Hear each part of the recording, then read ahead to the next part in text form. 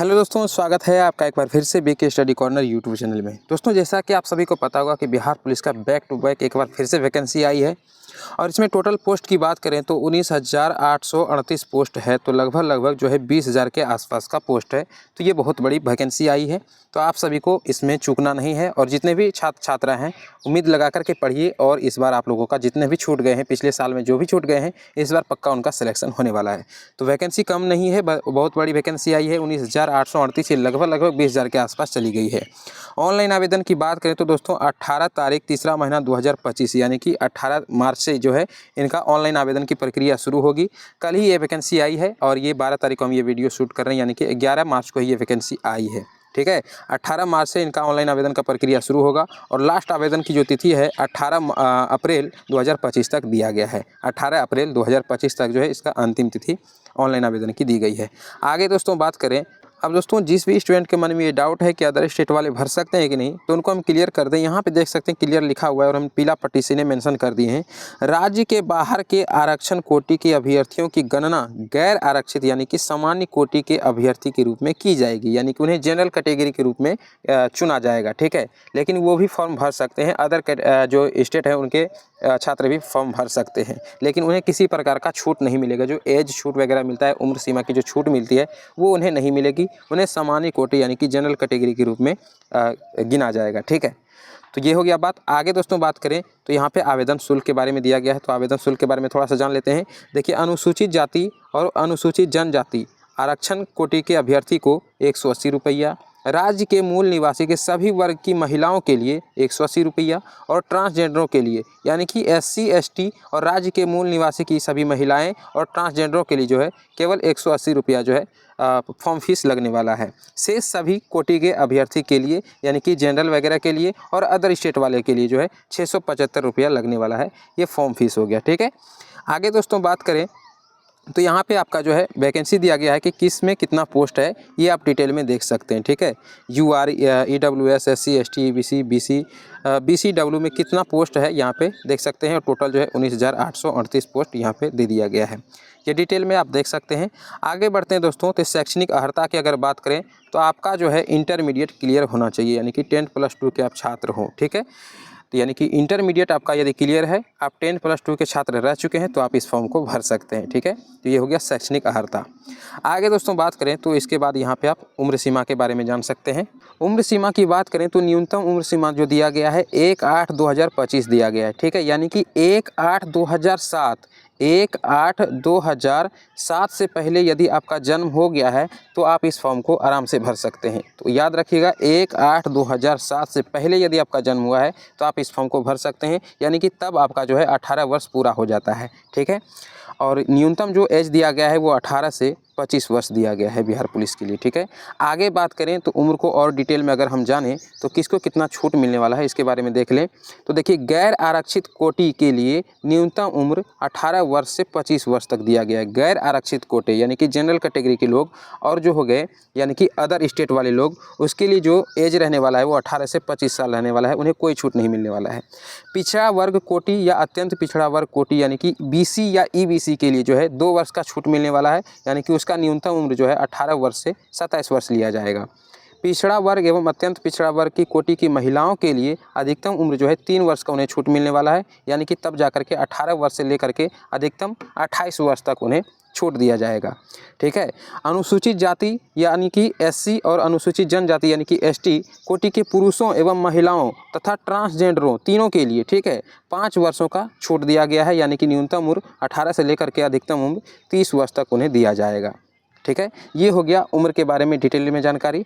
आगे बढ़ते हैं तो किसके लिए कितना हाइट खोजा गया है इसके बारे में डिटेल में जानते हैं। देखिए, गैर आरक्षित या फिर पिछड़ा वर्ग के पुरुष अभ्यर्थियों के लिए जो है 165 सेंटीमीटर जो है ऊंचाई खोजा गया है और अत्यंत पिछड़ा वर्ग के पुरुष के अभ्यर्थियों के लिए 160 सेंटीमीटर, अनुसूचित जाति एवं अनुसूचित जनजाति यानी कि SC ST के पुरुष अभ्यर्थियों के लिए 160 सेंटीमीटर, सभी वर्गों की महिलाओं के लिए 155 सेंटीमीटर हाइट खोजा गया है। वहीं बात करें सीना की तो पुरुषों की सीना लिया जाता है तो उसका जो है 81 सेंटीमीटर से और 5 सेंटीमीटर जो है वो फुलाने के बाद लिया जाता है, ठीक है। तो 81 से लेकर के 86 सेंटीमीटर तक सेम इसमें भी है, यानी कि अत्यंत पिछड़ा वर्ग और वर्ग के पुरुषों के लिए 81 से लेकर के 86 सेंटीमीटर तक।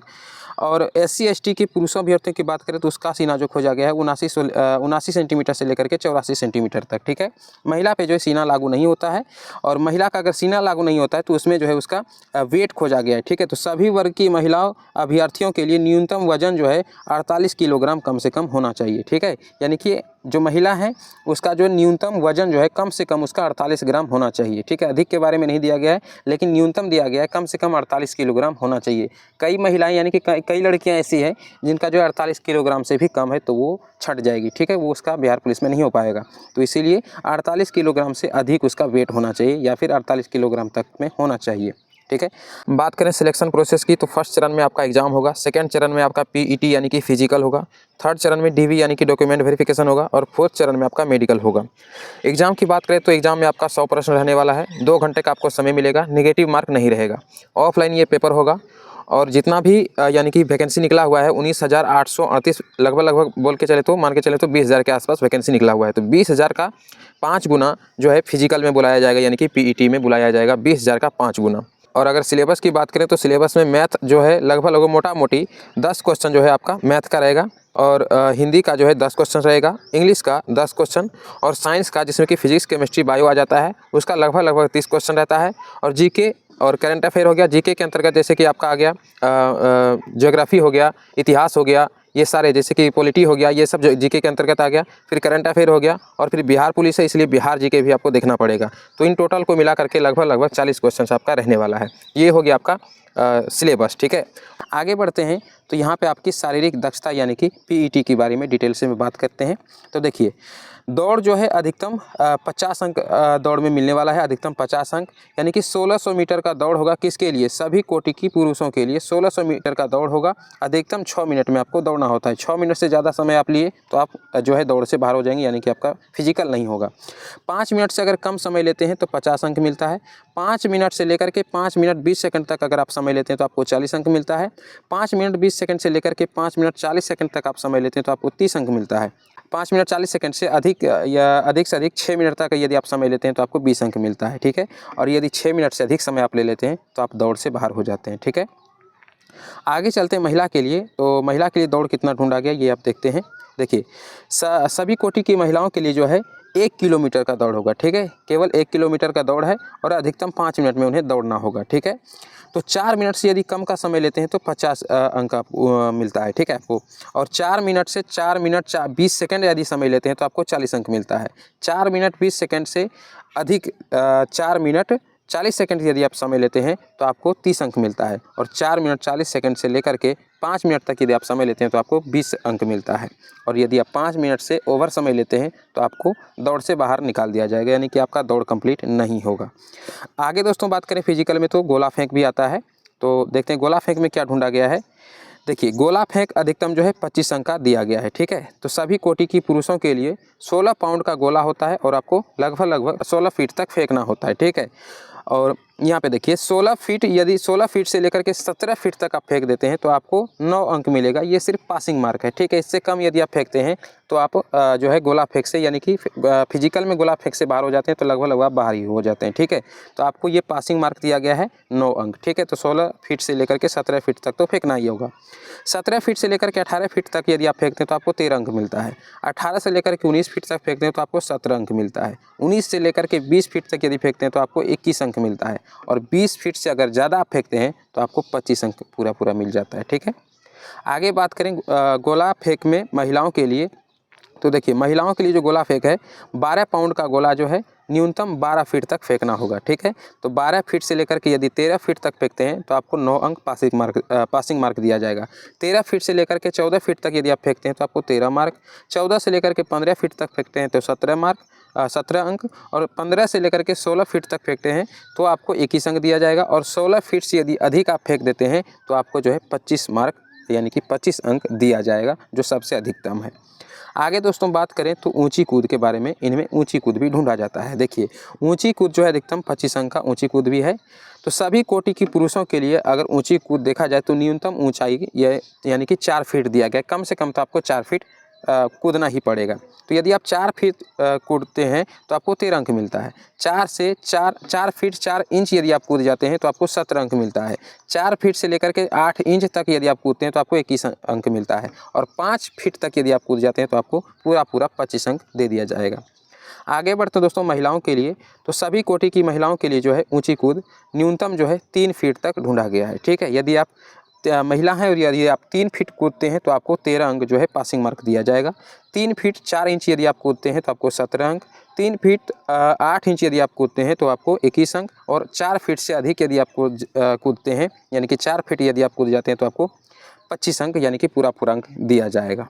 ठीक है, तो आगे बात करें दोस्तों मेधा सूची के बारे में, तो देखिए यहाँ पे स्पष्ट रूप से लिख दिया गया है, सफल अभ्यर्थियों की मेधा सूची की शारीरिक दक्षता परीक्षा के अधीन 3 स्पर्धाओं यानी कि दौड़, ऊंची कूद तथा गोला फेंक में अभ्यर्थी द्वारा प्राप्त कुल अंकों के आधार पर ही तैयार की जाएगी। यानी कि आपका जो एग्ज़ाम होगा वो सिर्फ आपको फिजिकल तक लेके जाएगा। ठीक है, और आपका जो मेरिट बनेगा वो फिजिकल पर जा कर के बनेगा। ठीक है, यानी कि फिजिकल में आपका दौड़ कंप्लीट हो जाए, ऊंची कूद कंप्लीट हो जाए और आपका गोला फेंक हो जाए, तो इसी पे आपका जो है मेरिट लिस्ट बनेगा। ठीक है, यानी कि जो एग्ज़ाम होगा वो सिर्फ आपको फिजिकल तक लेकर जाएगा, बस उसको फिजिकल तक ही मतलब रखना है। एग्ज़ाम किसी तरह क्वालिफाई करके आप फिजिकल तक पहुंच जाओ, उसके बाद उसका कोई मतलब कोई कितना नंबर से भी क्वालिफाई हुआ है तो उससे कोई दिक्कत नहीं है, कितना भी नंबर लाए हो, बस आप फिजिकल तक पहुँच जाओ। फिजिकल पे ही आपका जो है मेरिट लिस्ट बन करके आएगा। ठीक है, तो फिजिकल में आपका दौड़ बेहतरीन होना चाहिए, ऊंची कूद में बेहतरीन अंक आपको लाना है और गोला फेंक आपको बेहतरीन करना है। आगे दोस्तों बढ़ें तो आगे जो है चिकित्सा परीक्षण दिया गया है। तो चिकित्सा परीक्षण में अगर देखा जाए तो इसमें कहा गया है कि कलर ब्लाइंडनेस जो है वो नहीं चलने वाला है। ठीक है, कलर ब्लाइंडनेस नहीं होना चाहिए, श्रवण शक्ति आपका कमज़ोर नहीं होना चाहिए, यानी कि सुनने की शक्ति आपका कमज़ोर नहीं होना चाहिए, आप अच्छे तरीके से सुन सकते हो, और बोलने में आपको हकलाहट नहीं होनी चाहिए, यानी कि आप क्लियर बोल सकते हैं। ठीक है, तो आपको बोलने में हकलाहट नहीं होनी चाहिए। ये सब चिकित्सा परीक्षण के अंतर्गत आ गया। ठीक है, आगे बात करें दोस्तों तो आगे यहाँ पे सबसे इम्पोर्टेंट जो बात है वो आप लोग को बता दें, तो सभी वांछित प्रमाण पत्र यानी कि जितने भी जरूरी वाले डॉक्यूमेंट हैं आपका, जितने भी जरूरी वाले डॉक्यूमेंट हैं वो परीक्षा के लिए ऑनलाइन आवेदन की भरने की अंतिम तिथि जो है उससे पहले का होना चाहिए। ठीक है, यानी कि जो अभी ऑनलाइन आवेदन की जो अंतिम तिथि दिया गया है उससे पहले का होना चाहिए, यानी कि 18 अप्रैल से पहले का आपका जो है जितने भी डॉक्यूमेंट लगने वाले हैं एग्जाम फॉर्म भरने में वो उससे पहले का होना चाहिए। ठीक है, तो ये भी सबसे बड़ा इंपॉर्टेंट बात था। ठीक है, तो दोस्तों उम्मीद करते हैं आपको सारी प्रकार की जानकारी समझ में आई होगी, और यदि किसी प्रकार का कन्फ्यूजन रह गया हो तो कमेंट में ज़रूर लिखिएगा। अगली वीडियो में हम जो है उसको क्लियर करने का कोशिश करेंगे। तो मिलते हैं दोस्तों नेक्स्ट वीडियो में। पढ़ते रहिए, ध्यान से मस्त रहिए। जय हिंद।